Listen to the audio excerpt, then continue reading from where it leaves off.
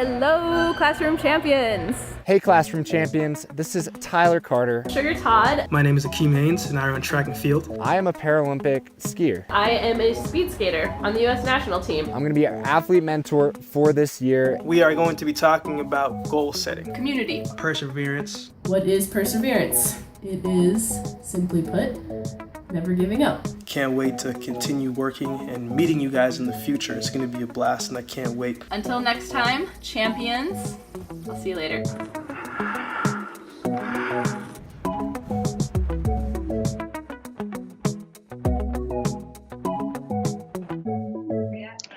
Hello, everyone, and welcome to another chat with Classroom Champions and some of our Olympic and Paralympic athletes. My name is Todd Neslony. I am an elementary school principal in Navasota, Texas, and co-founder of the Kids Deserve It movement. And I'm thrilled today to host this chat for you guys and to introduce you to our athletes.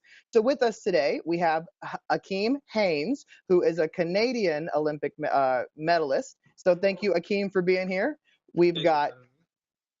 Thank you. We've got Sugar Todd, who is an Olympic skater. Hi. And we have Tyler Carter, who is a Paralympic skier. I'm not sure. Hey everyone. So thank you guys so much for being here. And we appreciate y'all giving some of your time. We can't wait to kind of chat and learn a little bit more about you guys and some things that you have to say as well. So my first question for you, since this whole chat deals with perseverance, is, and we'll start with you, Akeem, what does perseverance mean to you? I think it means getting up when it's so easy to stay down. I think it's one of the things that probably my favorite thing that we do. Perseverance, it just speaks to me, just all the things I've been through in my life. I think it just means finding a way to getting back up when you didn't think you could. Sugar, what about you? Perseverance to me means continuing to strive for my goals even when the results aren't where I want them and things aren't going my way, continuing to work towards the things I want even when all signs are kind of maybe pointing to failure, just getting up every day and trying again. And Tyler? Yeah, everyone has challenges in life, no matter, what you're doing or what you're into. And it's all about how you overcome these challenges, how you keep moving forward. My coach always says it's not about if you fall down, it's about how you get back up. I love that. Well, all of us have had to use some perseverance in our lives. So think about an example of when you have had to use perseverance instead of giving up. And Sugar, we'll start with you. What's the time when you've had to persevere instead of giving up? I feel like I'm currently persevering.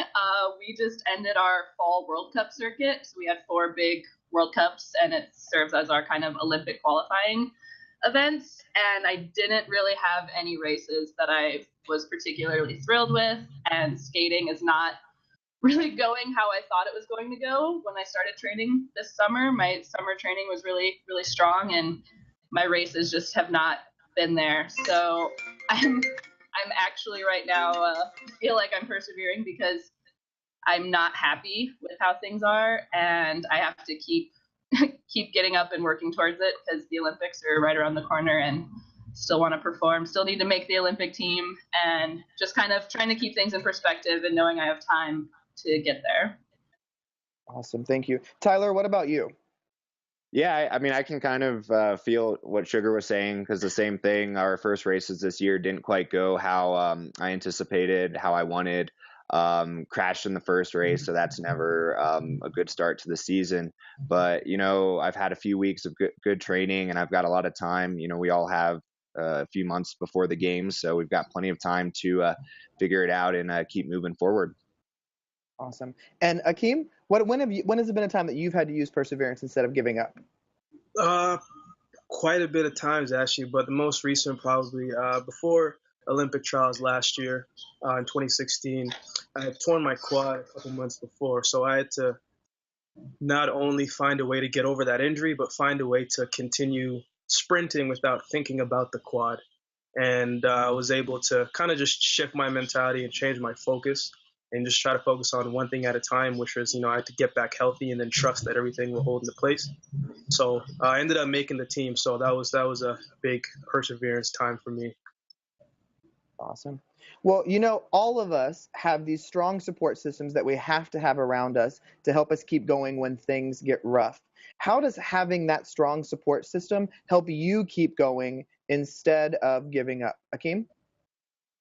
Well, I think as in sports, we all know that you can't do it alone. You can't do a lot of things by your own.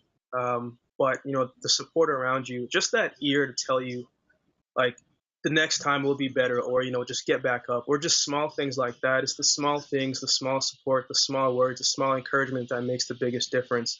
And you have to kind of know when to ask for help when you need it, because sometimes when you're not doing so well, it's easy to stay in that hole that you kind of dug yourself in. So sometimes you just have to be able to ask for help. Right.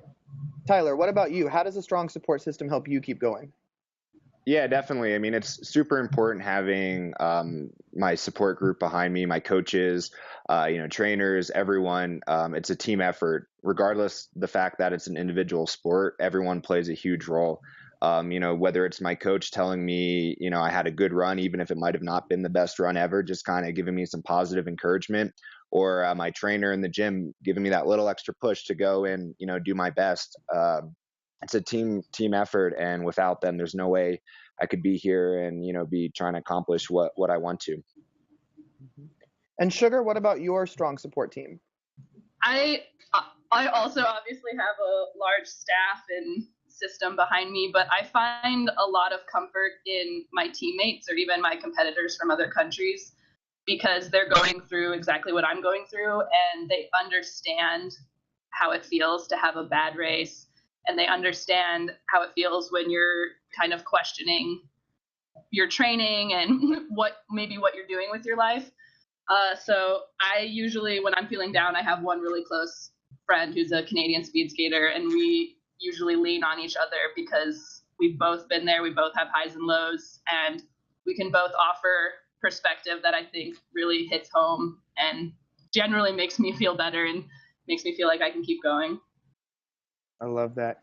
Well, we also have had some questions submitted from different people online. And so now we're going to jump into some of those questions from some of the classes. So Mrs. Maya's class would like to know, how does it feel to know that you inspire others to persevere and overcome their own obstacles? What about you, Sugar?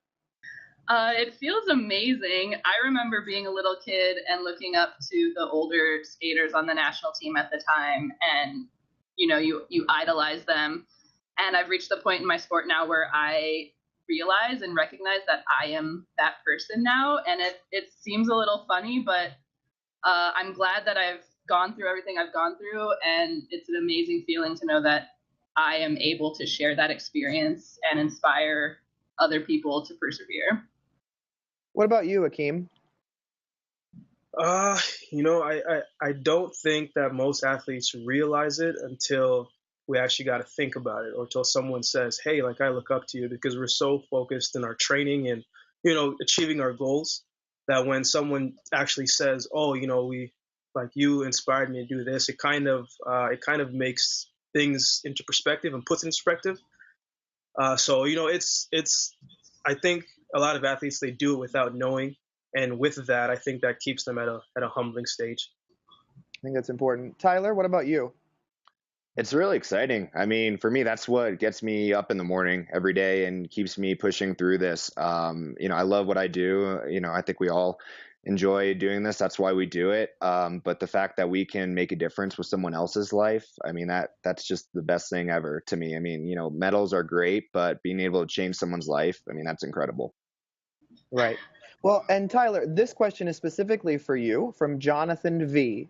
He would like to know, what helped you overcome your disability in order to pursue your dreams of becoming an Olympian?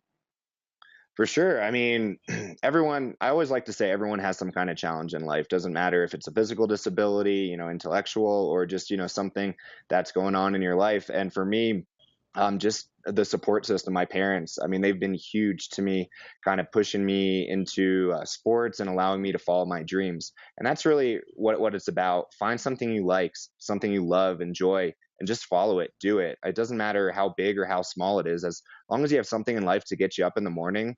I mean, you can overcome any challenge or disability you have. It's powerful. Thank you. Our next question comes from Antonio, and Antonio would like to know, when you doubted yourself, what or who helped you overcome your doubt? Sugar, we'll start with you. Honestly, sometimes when I'm doubting myself, I need to disconnect from my own reality. So I'll usually binge watch something on Netflix or read a book or like something that I can take my mind entirely off whatever it is I'm stressed about, skating, just all of my goals. I need like to take a moment away from that and immerse myself somewhere else, and then I can come back to kind of my own reality, feeling a little bit refreshed and not as stressed out. So that's usually my go-to move. Akeem, what about you? When have you doubted yourself, and who helped you overcome that, or what helped you overcome that? Um, what helped me overcome a lot of things? Let's see. I realized that a long time ago, some of the best things that you'll ever hear are the things you tell yourself. So I just tell myself all of the things. Like, I tell myself it's possible, it can be done. Why not you? Of course, there's going to be people saying different things and negativity, but you have to focus on the positives. So I'm a big self-talk guy. So no matter what situation I enter, no matter all the negativity around it, I always talk myself up twice as much as I need to. You got to be your biggest supporter in anything you do. So that's ultimately what I am. That's right. So what about you, Tyler? When have you doubted yourself, and what or who helped you overcome it? Yeah, I mean, my best, memory of this, well, maybe it wasn't a good memory, but was right before Sochi. It was the year out, and it was our last race of the season before, and it just didn't go well. Nothing was going right. I wasn't qualified for the games, and it's really down to myself. And I was kind of standing at the top right before my last race or last run of the season, and I was, thought to myself, I'm out here. It's beautiful. I'm in the snow. I'm doing what I love. Who cares, what happens? Who cares if, this one plan doesn't come together? It's, I'm still out here following my dreams, having a good time. And I refocused myself and was able to kind of give myself a little kick in the butt. And that's where I actually ended up qualifying for Sochi, that race right there. And for me, that was just, a good memory to look back on. Anytime I, even think about getting down, I just look at that and realize that, anything is possible if you just put your mind to it. And, regardless of the outcome, as long as you're having a good time and, doing your best, that's really all that you can ask for. Great advice. So our next question comes from Jose. Jose would like to know, how many times did it take you guys to try out for the Olympic team or Paralympic team before you actually made it? And what made you keep trying that out? So Akeem, we'll start with you. Made my first team in 2012, so I was 20. I made the team. I was supposed to run, but I didn't run. And then I made my second team in 2016. 4 years later, there's always a lot of doubt. I know in 2012, even though I didn't run, I knew that I was capable of doing it. But, when you don't get selected to run, there's always that question in your mind, like, well, why not? Was I not good enough? Or why did I not get picked? So I kind of just took things a day at a time, and I stopped worrying about other people's lanes and what they're doing and just started focusing on my own lane. What about you, Tyler? Yeah, so I was named to the 2014 Sochi team, and I had no idea that I was actually going to go until they announced the team like 2 weeks before the games. So even though I had qualified a year out, I was right at the end of the pack. So it was it was a pretty surreal experience when I got named. And for me, that whole season was just fighting through, trying to get the results or trying to do my best to prove that I could go. And once the team was named, it was like, all right, well, I've earned my spot. Whatever happens after this, I've done my job. And going into this season, I want to do a little better. So I'm ready to go out and, show that after the last 4 years, I've come a long way. What about you, Sugar? How many times did you have to try out for the Olympic team, and what made you kind of keep wanting to be part of it? So my goal was always to make an Olympic team. I skated in our Olympic trials in 2010 with no expectations of making the team. It was more of just, I'm here skating Olympic trials, which is super cool.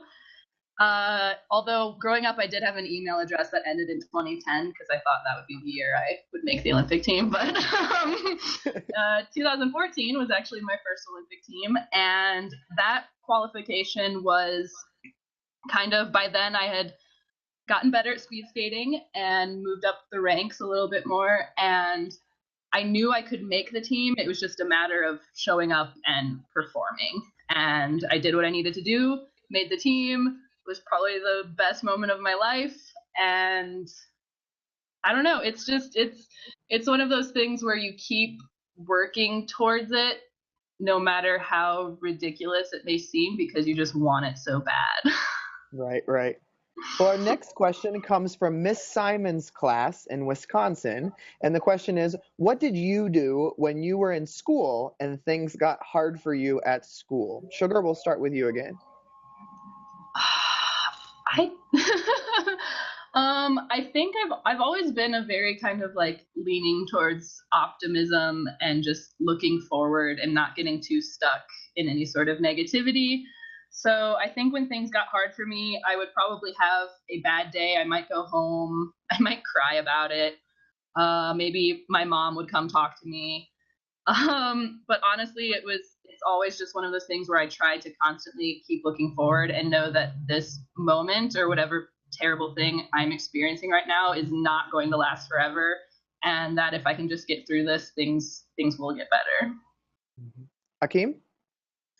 I mean, I got to be honest, like schools, I'm not really a big school guy for me personally, but I always knew that there was something bigger, so even when I would have bad days or I didn't do so well on a test or whatever the case may be, I always knew that if I stopped caring about these classes and stopped caring about all these different things, then I wouldn't get my degree. I wouldn't graduate high school. I wouldn't get to these certain things. I knew I needed it, so I just tried to kind of treat it like how I treated sports, and with that same focus and same intensity. Easier said than done some days, but I tried my best to give my all to the classroom as I did to the sports world. What about you, Tyler? Yeah, I mean, I think I did fairly well in high school, but it was really challenging, especially trying to balance skiing and school. It was really tough, and there was some times where, I thought that I was, wasn't going to make it through the year, but I really relied on my teachers. They were a huge help to me. They really supported me and went above and beyond what their mandate was to help me make it through school and do well and learn what I needed to while following my dreams. And I found that to be true throughout the country and the Canada, and the teachers are amazing, and it's really thanks to them that I've been able to get this far and follow my dreams and make it through school. Awesome. So, Akeem, this question is specifically for you from Miss Wander's 4th grade class. They would like to know, how do you keep going when you want to give up? I have a lot of good people in my corner. One of the guys who always believed in me and was a huge reason of where I am today is a guy named Ken Rose, my old high school teacher. I think he invested in me, and I seen how hard that he was working to invest in me and help me achieve some things. And he helped me become a Canadian citizen, right? So he invested in me not only on the sport, but outside of life as well. So when someone invests in you, you automatically just want to work that much more harder for them, right? So I just try to remember that all the people that are behind me, finding a ways to keep improving and not putting too much pressure on myself and not letting them down. Sugar, this one's for you. How do you, and this is from Verl Veldhuis, he would like to know, how do you persevere in a difficult situation a situation that you can't change? For instance, arguing with people around you. How do you persevere in difficult situations where you can't change what's happening?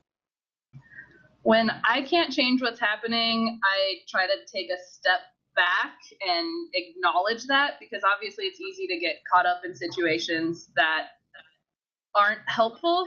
And if I find myself getting frustrated or distracted, just trying to acknowledge that that's happening, acknowledge the distraction, and be like, hey, this isn't helpful. Like, this is just stressing me out, or this is just upsetting me. No good will come of this. And just kind of taking a step back from that, and maybe excusing myself from the situation.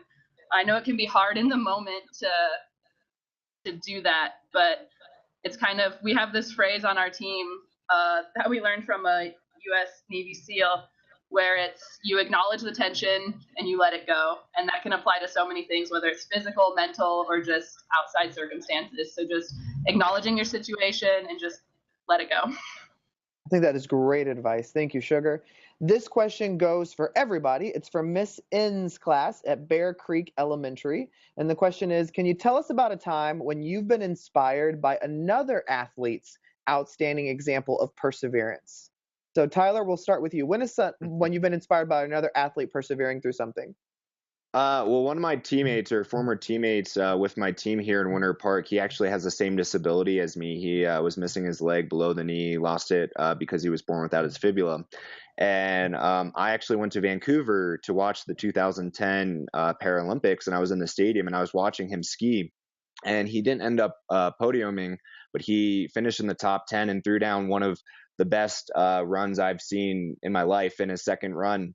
And just seeing him overcome his first run into the second run and really moving up in the standings, and someone with the same disability as me, that was really powering and kind of pushed me into becoming a better athlete and striving to always do the best I can and keep getting better and moving forward. Great. Akeem, what about you? Probably a good friend of mine named Eli Prochnow. He went to Arcadia University out there in Halifax, and he tore his first. Like, I remember I came home one summer, and he told me he tore his left ACL, and then he went back to college and did his thing, and then I saw him again a couple months later, and he told me he tore his other ACL. So I'm thinking, like, man, like, you tore both your ACLs. Like, why are you going? Like, it's hard to come back from those things. And he was just like, well, I committed to it, so I'm not just going to quit because I'm hurt or whatever the case may be. So, that just kind of made me re-acknowledge all the things that I committed to. So that was definitely one thing that inspired me. Sugar? I have a teammate who actually suffered a concussion last year, and she is actually her world record got broken this weekend, but she was a world record holder, multiple-time world champion, honestly one of the best speed skaters I have ever known, and definitely one of the best I've ever got to train with. And she has had the most miserable, terrible year trying to come back from her concussion, and just a lot of physical problems with her body, and just getting to the point where she couldn't really trust her own body anymore, and she didn't know what she'd be capable of. And it's been a very slow recovery and comeback for her. And knowing how tough that has been for her and watching her work through that, and knowing how badly she still wants to win an Olympic medal, and I believe that she will because she's that good, but watching her go through that has been probably one of the most inspiring things I've ever been witness to. So think about knowing music probably plays a big part in what you do as well. Is there a favorite song that you guys put on in a hard situation that kind of gives you some positive energy and pumps you up? Akeem, what about you? What's a song that you put on that you love to listen to? It's probably a song by Alkaline, which is a Jamaican dancehall artist. And the song is called Son of a Queen. And basically he's talking about all the sacrifices that he's made for his mom in order to get to where he is now. And then now he's at this level where his mom must be so proud. So that's kind of the song that helps me. Awesome. Tyler, is there a song that pumps you up? Yeah, music is super helpful. I'm a big fan of Fall Out Boy, and they have this LP that just came out, or they're releasing, and one of them is Champions, one of the songs on there, and I just find that to really click with me, and just talking about being a champion and overcoming obstacles, and yeah, that's does it for me. Okay, and Sugar? Mine's kind of funny lately. This year I got super into the original Broadway cast recording of Hamilton, and one of the first songs on there is called My Shot, and it's Lin-Manuel Miranda basically rapping about how he's not going to throw away his shot, and that really does it for me. Awesome. I love those. Well, we're at the point in the chat where we have challenges that are issued from you guys, and so Akeem, your challenge is, do you want to talk about it or you want me to say it? You can talk about it. So think of a time that you triumphed over a challenge. How did it feel and what did you do? When I made the Olympic team for the open 100 meters, I wasn't expected to. I wasn't really expected to really do particularly well, I thought. Just from, people are always talking, always saying something. And I was somewhat of the outsider, but I was able to make that team. And I just felt good because I knew that I could do it. But it's different when it's announced the team and you actually see your name. So that's what was more rewarding for me. The fact that, to see my name there, which means I checked one of my goals off the list. Awesome. Sugar, this question's for you. Think of a character in a book or a historical figure who didn't give up when things got tough for them. How can you learn perseverance by thinking about their story? So I read this book a few years ago called Elephant Company, and it was about this guy who went to, I believe, Burma and just randomly started working with elephants in the teak logging industry. And he just kept battling all these different small things, being in a different country, different diseases, different situations that he had never encountered before. And he basically became this ultimate elephant whisperer. And it has absolutely nothing to do with anything in my life, but just the relevance of wanting to do something and going after it. And no matter what little issues or curveballs came his way, he still achieved what he wanted, and maybe even more so than he wanted. And I think that's pretty remarkable. If you have something you want to do, no matter what happens, you keep working towards it. And that's kind of what I feel like I'm trying to do. Awesome. And Tyler, ending with you. We all have family around us. Can you think of something that a family member of yours overcame a struggle and how they overcame that and helped you? Yeah, so I mean, I would say my parents having to raise me or deal with me, definitely having a child with any kind of disability is challenging. And they told me stories about me when I was younger, and I definitely wasn't the easiest kid at times. I'd be in the grocery store and I'd kick my leg off, and it'd be laying in the aisle, and they'd have to go find it, 5 minutes later. In school, when I was younger in school, I'd take my foot off and put it on backwards just because I could. So I definitely, I embraced my disability, but they had to deal with the aftermath of me doing that. So, I think that was definitely a bit of a challenge for them, but it really showed them perspective. And then they instilled on me, this attitude of, just kind of moving forward and adapting. And I think that was been pretty helpful. Awesome. Well, for those classrooms and students that are listening, Akeem's challenge for you guys is the same question he answered, to think of a time that you triumphed over a challenge, and how did it feel, and what did you do to kind of triumph over that? And Sugar's question and challenge was, just like we said, was think of a character in a book or historical figure who didn't give up when things got tough, and how did they persevere, and how can you learn through their perseverance and by thinking about their story. And Tyler's challenge was, this is a little bit different. We want you to interview a family member who overcame a struggle and find out what they did, and see if you can use kind of their skill or process for overcoming something to help you overcome something that's hard for you. We want to thank all of our athletes so much for being on with us today. Thank you, Akeem. Thank you, Sugar. Thank you, Tyler. I know the students and classrooms loved it. We also want to remind everyone watching to go check out the Classroom Champions website. It's recently been revamped. Sign up for the newsletter and so you can get application alerts, and make sure you follow Classroom Champions on social media so you can tweet the guests and everything about how your challenges go as you complete them. We hope everyone has a great week, and we will see you all next time.